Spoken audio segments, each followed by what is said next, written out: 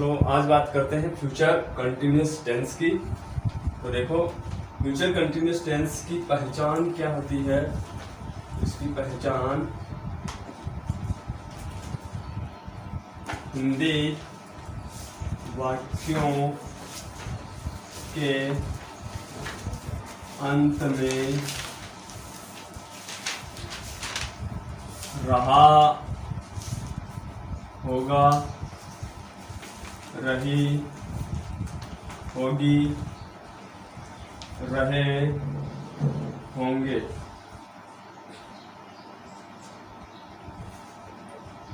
आदि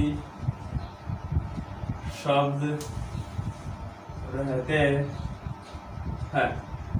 हिंदी के वाक्य होते हैं, उनके अंत में क्या होता है, रहा होगा, रही होगी, रहे होंगे, ये जो शब्द होते हैं। तो इसका मतलब क्या होता है कि वो फ्यूचर कंटिन्यूअस टेंस होता है। इसके बाद में बात करते हैं इसके जो टाइम एडवर्बियल्स हैं उनकी बात करते हैं। तो एडवर्बियल्स कौन कौन से हैं इसमें वो बात करते हैं। एडवर्बियल्स है इसमें this evening, at this time, tomorrow, next week,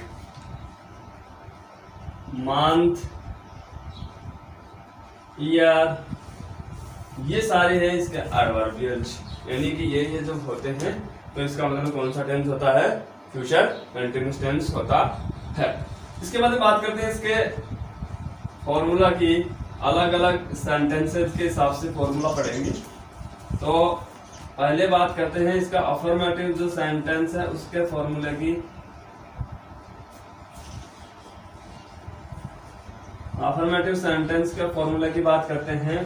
तो इसका फॉर्मूला क्या होता है अफर्मेटिव सेंटेंस का, कि सबसे पहले आता है सब्जेक्ट और उसके बाद में आता है हेल्पिंग वर्ब।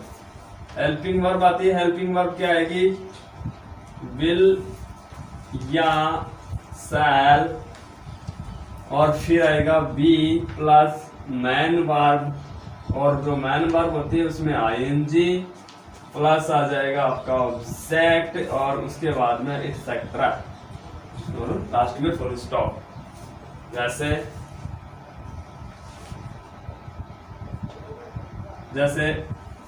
वह कल इस समय पढ़ रहा होगा, वह कल इस समय पढ़ रहा होगा। तो देखो अपने को पता चल गया रहा होगा, ये इसका पहचान हो गई। तो हमें पता चल गया फ्यूचर कंटिन्यूअस टेंस है। तो देखो इसमें क्या हो जाएगा, फिर सब्जेक्ट कौन है इसका, ही है, और ही होते ही इसमें हेल्पिंग वर्ब क्या आ जाएगी, विल आ जाएगी, और ही विल, और उसके बाद में क्या लगाना है, बी, और फिर क्या लगाना है, मेन वर्ब में आएंगे। तो मेन वर्ब क्या है, रीड, तो क्या हो जाएगा, reading, he will be reading, और at this time tomorrow, at this time tomorrow. हाँ, अगला सेंटेंस देखो, बच्चे फुटबॉल खेल रहे होंगे। तो देखो रहे होंगे, तो रहे होंगे क्या है, इसमें इसकी पहचान हो गई। तो हम क्या करेंगे, इसको फिर बनाएंगे। देखो सब्जेक्ट कौन है इसका, चिल्ड्रन, ठीक है, चिल्ड्रन, और इसके साथ में हेल्पिंग वर्ब कौन सी आएगी, विल, चिल्ड्रन विल, और फिर बी, और फिर मेन वर्ब क्या आ जाएगी, खेलना। तो खेलने की वर्ब क्या है, प्ले, और प्ले में आईएनजी लगा दोगे तो क्या हो जाएगा, प्लेइंग। तो चिल्ड्रन विल बी प्लेइंग, और क्या खेल रहे हैं, फुटबॉल। तो फुटबॉल लिख दो, children will be playing football. अगला देखो निगेटिव सेंटेंस। निगेटिव सेंटेंस,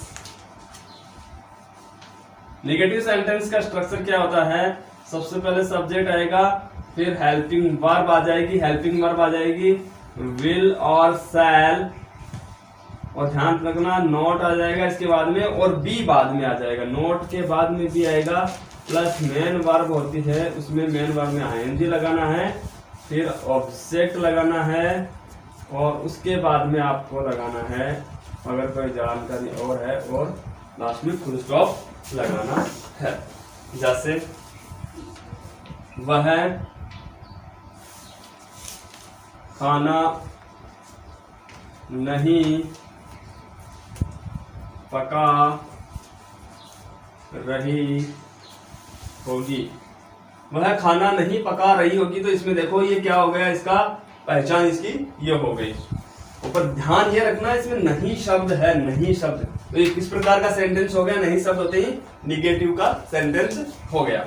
तो देखो क्या हो जाएगा, लड़की है, गाल है, सी रही होगी, तो सी सब्जेक्ट हो गया, सी होते ही फिर इसमें क्या हो जाएगा, हेल्पिंग वर्ब क्या हो जाएगी, विल, सी विल, और फिर क्या हो जाएगा, नॉट आएगा। ध्यान रखना विल के बाद में क्या आएगा, नॉट, सी विल नॉट, और इसके बाद में बी, और फिर बाद में पकाना वर्ब है तो क्या हो जाएगा, कुक, और कुक का आईएनजी लगाओगे तो cooking. She will not be cooking, और क्या नहीं कर रही है, खाना यानी फूड, भोजन नहीं पका रही है।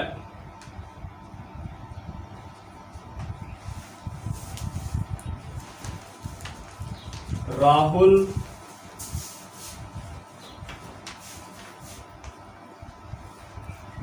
कल इस समय काम नहीं कर रहा होगा। राहुल कल इस समय काम नहीं कर रहा होगा, तो देखो पहचान तो हो गई, रहा होगा, रहा होगा, तो इसका मतलब फ्यूचर कंटिन्यूस। फिर बाद में नहीं आते, कौन सा हो गया, निगेटिव हो गया, और इसमें एडवर्बियल कौन सा आ गया, कल इस समय यानी एट दिस टाइम टुमारो हो गया। फिर अपने पास में बचा राहुल वाला, तो देखो सब्जेक्ट कौन हो गया, राहुल, राहुल सब्जेक्ट हो गया, हेल्पिंग वर्ब क्या आ जाएगी, विल हो जाएगी, राहुल विल, और फिर क्या आ जाएगा, नॉट, और बी, और फिर क्या हो जाएगा, काम कर नहीं कर रहा है तो will not be doing, will not be doing work at this time और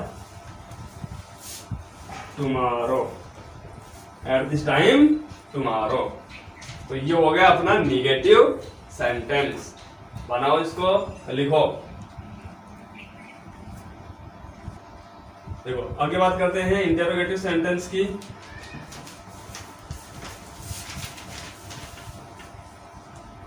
इंटरोगेटिव सेंटेंस की बात करते हैं। प्रश्नवाचक वाक्य जो होते हैं, अब आप हमने पढ़ा था प्रश्नवाचक वाक्य हमने दो तरीके से पढ़े थे। एक तो था हेल्पिंग वर्ब वाला, तो हेल्पिंग वर्ब इसमें कौन सी आ जाएगी, विल या सेल आ जाएगी। फिर क्या आ जाएगा, सब्जेक्ट आ जाएगा, उसके बाद में क्या आ जाएगा, बी आ जाएगा, और उसके बाद में क्या आ जाएगा, मेन वर्ब, और उसमें मेन वर्ब में हमें क्या लगाना है, आईएनजी, और उसके बाद में क्या लगाना है, ऑब्जेक्ट, और फिर बाद में प्रश्नवाचक चिन्ह। अगला था हमने पढ़ा था दूसरा इसमें इंटरोगेटिव में कि WH वर्ड होता है,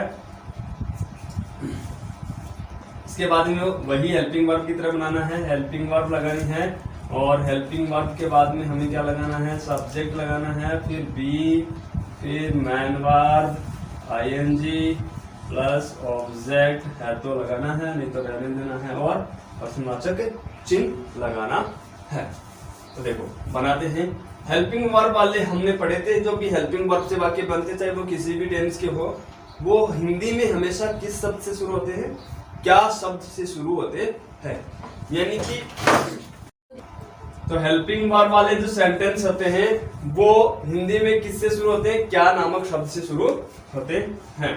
तो देखो क्या हो जाएगा, क्या वे कल इस समय पढ़ रहे होंगे, प्रश्नवाचक चिन्ह।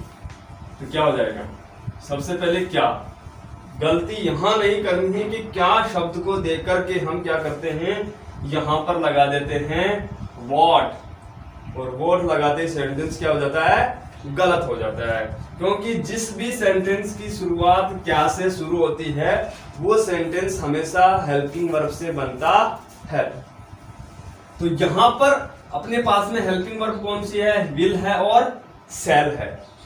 अब ये विल शैल सब्जेक्ट के अकॉर्डिंग लगेगी, तो सब्जेक्ट कौन है यहाँ पे, वे है, तो वे के लिए कौन सी हेल्पिंग वर्ब आएगी, विल आएगी। तो हम क्या लगाएंगे, विल लगाएंगे, विल, और उसके बाद में सब्जेक्ट कौन है, दे है, तो यहाँ पे सब्जेक्ट लगा दो, दे, विल, दे, और फिर क्या लगाना है, बी लगाना है। बी के बाद में क्या लगाना है, मेन वर्ब कौन सी है, तो मेन वर्ब क्या है, यहाँ पे पढ़ना मेन वर्ब है, तो क्या हो जाएगी, रीड हो जाएगी, और इसमें क्या हो जाएगा, reading, will they B reading, और बचा कौन सा, कल इस समय वाला, तो क्या हो जाएगा, एट दिस टाइम टुमारो। इस प्रकार से अपना सेंटेंस बन जाता है। आइए एक सेंटेंस और देखो, क्या तुम अगले वर्ष इस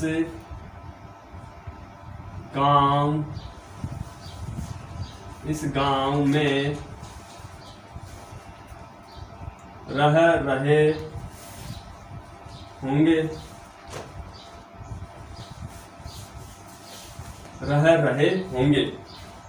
क्या तुम अगले वर्ष इस गांव में रह रहे होंगे, तो क्या होगा, हेल्पिंग वर्ब कौन सी आ जाएगी, विल, और सब्जेक्ट कौन हो गया, यू।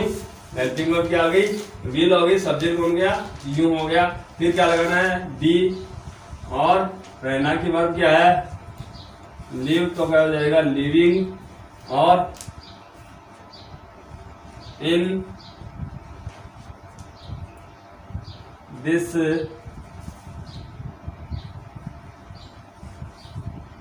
विलेज,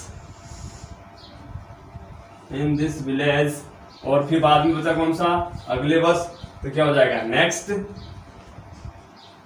ईयर, प्रश्नवाचक चिन्ह।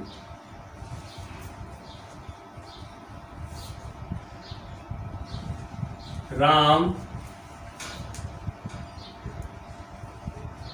क्या लिख रहा होगा, राम क्या लिख रहा होगा, तो देखो सब्जेक्ट क्या हो जाएगा, राम, सॉरी अपने को क्या लिखना है, WH वर्ड वाला बनाना है, तो WH वर्ड कौन सा है यहाँ पे, क्या है, तो क्या बन जाएगा, वॉट, और हेल्पिंग वर्ब कौन सी है, विल आ जाएगी, वॉट विल, फिर सब्जेक्ट कौन सा आ जाएगा, राम, और फिर मेन वर्ब, वो हेल्पिंग वर्ब सॉरी बी आ जाएगा, फिर मेन वर्ब कौन सी है, लिखना, तो क्या हो जाएगा, writing, what will Ram be writing, बस इतना ही है। अगला देखो, हम कल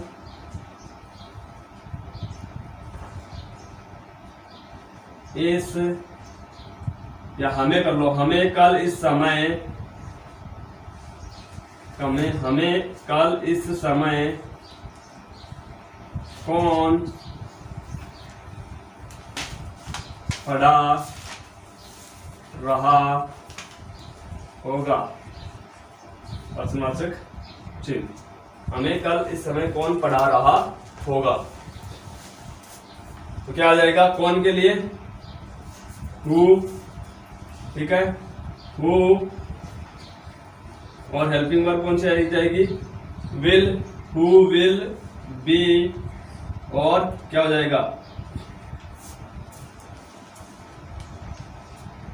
teaching, who will be teaching us at this time tomorrow.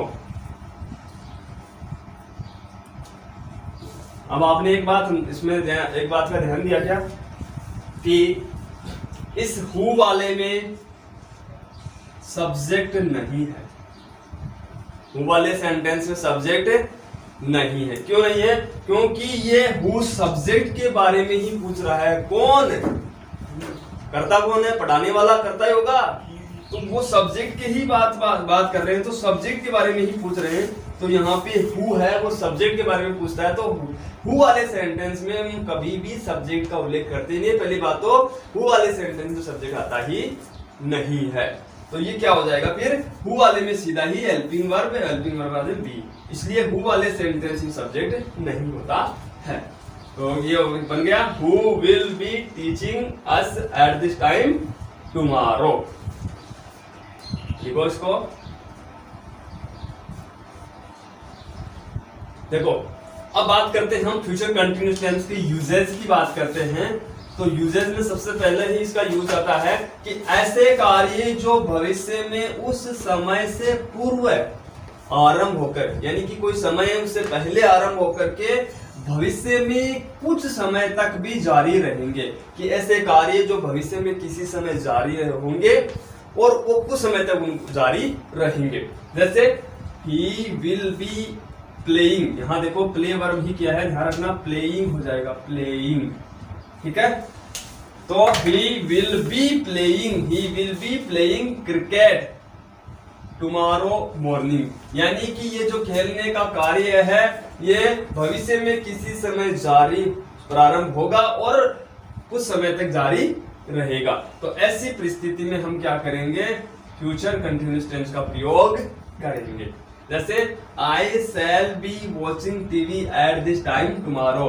तो एट दिस टाइम टुमारो, पहली बात तो एडवर्बियल ही हमने देख लिया। हमें पता होना चाहिए कि एडवर्बियल कौन से टेंस का है? फ्यूचर कंटिन्यूअस का है। तो tomorrow morning, eight this time tomorrow, तो ये क्या हो जाएगा? फ्यूचर कंटिन्यूअस का। तो फ्यूचर कंटिन्यूअस का आते ही हमें क्या करना है? इसमें फ्यूचर कंटिन्यूअस का यूज करना है, will shall plus be plus verb में आईएनजी। दूसरा इसका यूजेज हम पढ़ते हैं ऐसे कार्य जिनमें इरादा नहीं होता है, इरादा रहित होते हैं। जैसे I will be helping Ram tomorrow, कल मैं राम की मदद कर रहा होऊंगा। तो यहाँ पे वो मदद करने का उसका इरादा नहीं है, लेकिन फिर भी वो उसकी मदद कर रहा होगा। दूसरा हो जाएगा we will be travelling next Sunday at this time. तो देखो एट दिस टाइम आते ही पता हो जाना चाहिए next Sunday at this time दोनों आगे। तो ये किस टेंस के एडवर्बियल्स हैं? ये इस टेंस के एडवर्बियल्स हैं। तो इनको देख करके हमें क्या करना होता है? फ्यूचर कंटिन्यूअस टेंस का प्रयोग करना होता है।